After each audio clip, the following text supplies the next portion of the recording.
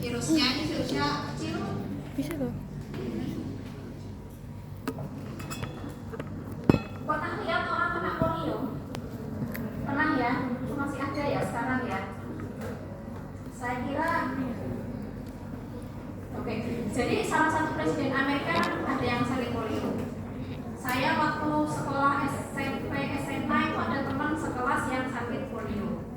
Kemudian vaccination rate kita kan bagus. Habis itu tahun 90-an, tahun 2000-an itu bagus. Mulai masuk tahun 11-belasan, mulai ramai sosial media, itu mulai muncul anti-vax. Pernah dengar nggak? Jadi ada beberapa daerah di Indonesia yang anti-vaxnya gencar banget kampanye, tidak mau divaksin, maunya ngikuti sunnah Rasul aja. Pakai apa? Bekam, kurma, tahmid dan sebagainya ya kayak gitu ya. Kemudian setelah itu ketika saya koas ada beberapa penyakit yang tadinya sebetulnya bisa dieradikasi, bisa hilang, muncul lagi ya gara-gara anti-vax itu. Polio muncul lagi, campak, difteri itu muncul lagi. Nah mudah-mudahan nanti zaman kalian koas nggak terlalu banyak nemu yang seperti itu ya, karena kalau penyakit infeksi yang seharusnya bisa dicegah tapi masyarakatnya nggak mau nyegah, terus kita sebagai nakes harus bagaimana? Ya kita ya akhirnya tawakal aja. Didoakan supaya terbuka hatinya para anti-vax itu. Silakan kalau mau anti vaksin untuk diri sendiri, tapi jangan mempengaruhi orang lain. Karena vaksinasi adalah salah satu senjata, salah satu usaha kita. Manusia kan harus berusaha dan usaha kan macam-macam caranya. Nah ini contohnya kalau kena polio ini kasihan banget. Ada salah satu staf tendik kita, kalian pernah ketemu yang kena polio, Mbak Tina di bagian keuangan. Mungkin kalian pernah papasan. Oh ya, yang pernah papasan mungkin tahu ya. Nggak tahu, belum ya. Nanti kalau kalian rajin ke kampus, insya Allah suatu saat akan ketemu. Jadi beliau berkantor di gedung A ini di lantai 2. Jadi setiap hari harus papasan. Dan dia itu nggak sadar sakit polio sampai dia usia 4 tahun atau 5 tahun itu melihat temannya berlari-lari kok dia nggak bisa berlari, dia hanya bisa lambatan gitu.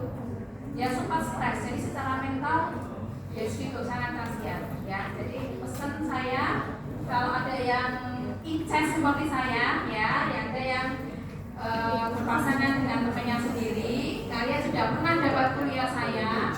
Nanti kalau anakmu ada yang polio, ya apain ya? Ya, semoga tidak ya, semoga tidak ya. Jadi itu pentingnya vaksinasi. Kemudian 90% tidak bergejala, 10% gejalanya seperti batuk pilek, 0,5% dia paralisis. Jadi Mbak Tina itu termasuk salah satu yang apes ya. Teman saya SMP SMA itu juga termasuk yang apes, hanya 0,5%, tapi it happens. Nah ini virusnya, dia tropismenya di sini ya, tropismenya di saraf ya, di tulang belakang ya.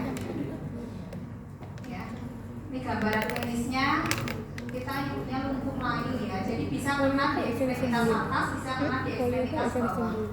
Nanti ototnya tidak berkembang ya. Ini juga pada akhirnya susah dipakai buat apa-apa yang lumpuh. Ini apa ini? Virus rotavirus penyebab apa ini? Rotavirus penyebab apa? Sudah ada vaksinnya juga. Penyebab diare. Ya, hepatitis. Ya, gejalanya ada diare, demam, muntah. Ini onsetnya cepat banget dalam 1 minggu. Dan diare adalah penyebab utama kematian pada bayi. Ya, di Indonesia juga kayak gitu. Dan penyebab terbanyak diare adalah rotavirus. Jadi kalau kalian punya uang, anaknya divaksin rotavirus, worth it lah. Ya, karena untuk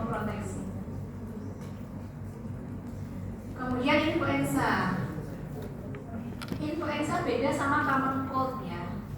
Kalau kalian izin tidak masuk sedang flu, oke, tidak apa-apa.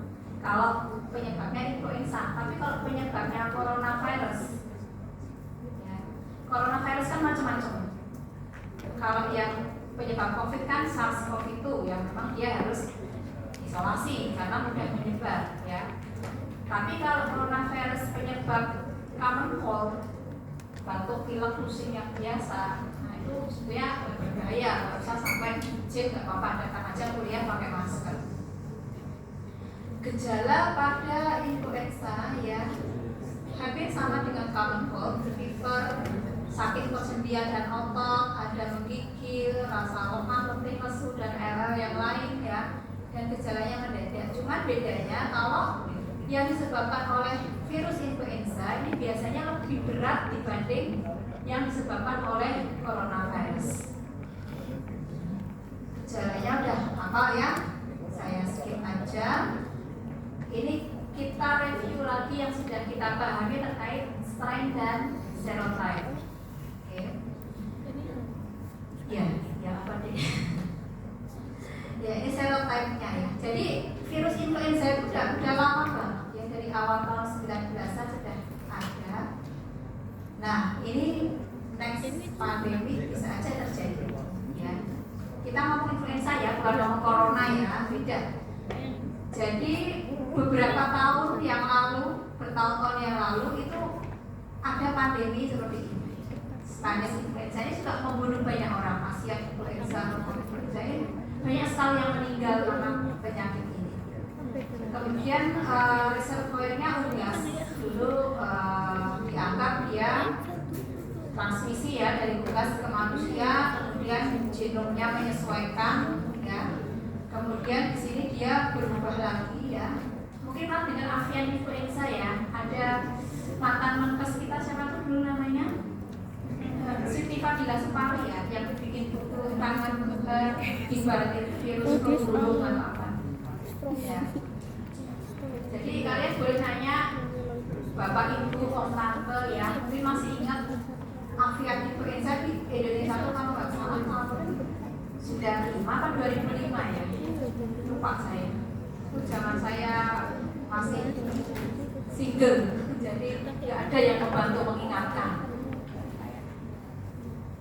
Oke, terus ya intinya ini deh, terjadi proses reassortment ya. Ini dia kan punya dua antigen spike ini ya, ada H dan N, hemagglutinase dan neuraminidase.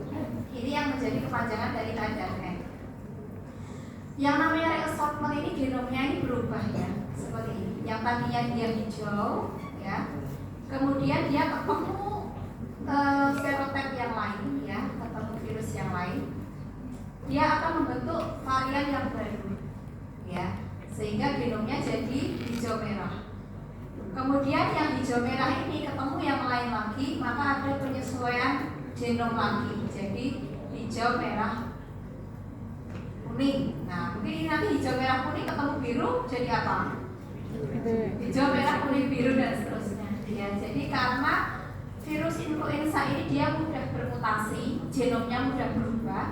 Makanya kalau di negara 4 musim itu setiap tahun dianjurkan untuk vaksin influenza. Ya, atau mungkin kalian yang pernah umroh atau haji itu juga sebelum berangkat kan harus vaksinasi influenza ya, karena memang dia mudah berubah genomnya. Ini avian influenza dengan human, intinya tadi ya proses reassortment tadi, kemudian terjadi viral replication. Ini kebetulan dia menginfeksi satu sel yang sama. Ini misalnya sel babi ya, jadi babi, simpanse, orang itu kan mirip-mirip, biasanya tropismenya juga sama. Ini virus pada manusia dan pada unggas dia menginfeksi sel babi, maka dia biru tipis dengan biru terang dia bisa gabung ya, jadi biru terang tipis. Lalu ini mumps itu penyakit apa? Ya cowok-cowok tahu mumps? Ini juga bisa bikin mumps. Apa mumps? mumps. Virus mumps apa? Gondongan ya. Yang orang Jawa mungkin lebih familiar dengan gondongan. Ya. Ini cara infeksinya, virus memasuki saluran nafas, kemudian tumbuh di kelenjar ludah. Kelenjar ludah kita kan yang besar ada kelenjar parotis di sini ya, biasanya anak-anak SD itu kalau gondongan kan di pipi. Kemudian virus bisa menyebar ke jaringan limfoid dan juga ke limfa ya, lalu terjadi kuramia ya, virusnya berada di aliran darah dan dia sampai ke testis, ovarium, pankreas, tiroid. Kalau buat laki-laki ya, buat laki-laki yang bahaya kalau dia di testis ya.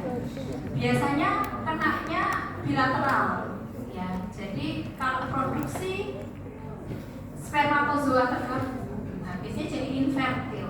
Jadi jangan menyepelekan gondongan ya. Kalau kalian yang cowok-cowok ini sering gondongan ketika kecil sebelum menikah, coba cek hitung spermatozoa, lihat kualitas sperma kalian ya.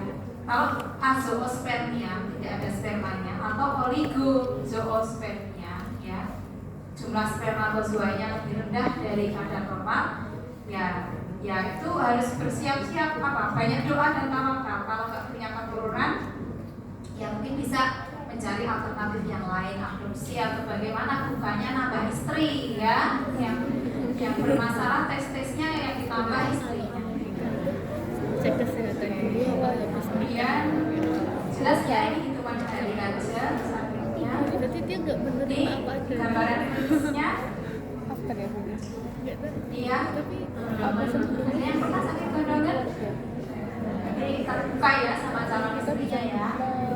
Dia bisa jadi mastitis juga, bisa menunjukkan peradangan di kelenjar payudara pada laki-laki ya.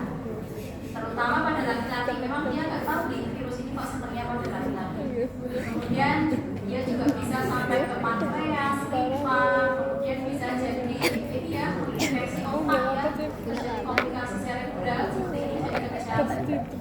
Kemudian ini yang dia menyebabkan inflamasi pada testis dan bisa mengganggu produksi spermatozoa. Ini virus apa sih? Measles. apa itu measles? Gandengan ya. Berarti bisa ditebak di sini ya. Mumps, measles, terus rubella, MMR. Jadi sebetulnya yang saya sampaikan ini adalah penyakit-penyakit yang bisa dicegah dengan vaksinasi. Waktunya udah habis ya? Oke, 1 menit aja. Ini tadi dibaca sendiri ya. Jadi tadi pertama hepatitis bisa dicegah, polio bisa dicegah, MMR, mumps, measles, rubella bisa dicegah. Ya. Nah, nanti gejalanya dan perbedaannya dengan diagnosis balik yang lain bisa dibaca sendiri, ini cukup jelas. Ya. Biasanya yang nggak jelas itu kalau nggak pernah ikut kuliah saya ketemu pasien anak-anak yang bercak merah ini bingung diagnosisnya apa, mumet sendiri. Padahal gejala-gejala yang lain sangat jelas untuk mendukung suatu diagnosis. Yang bahaya pada rubella ya, kalau terjadi pada waktu kehamilan ya, pada ibu hamil terinfeksi rubella biasanya menyebabkan komplikasi pada anak-anak. Komplikasinya bisa di saraf pusat, bisa di jantung, bisa di mata. Ini tuli pasiennya. Oke, lalu varicella ini yang terakhir, varicella atau cacar air atau bahasa Jawanya cangkrangan ya. Itu yang kalau di sini yang bekas ini lazim. Saya memberikan contoh yang lazim-lazim aja.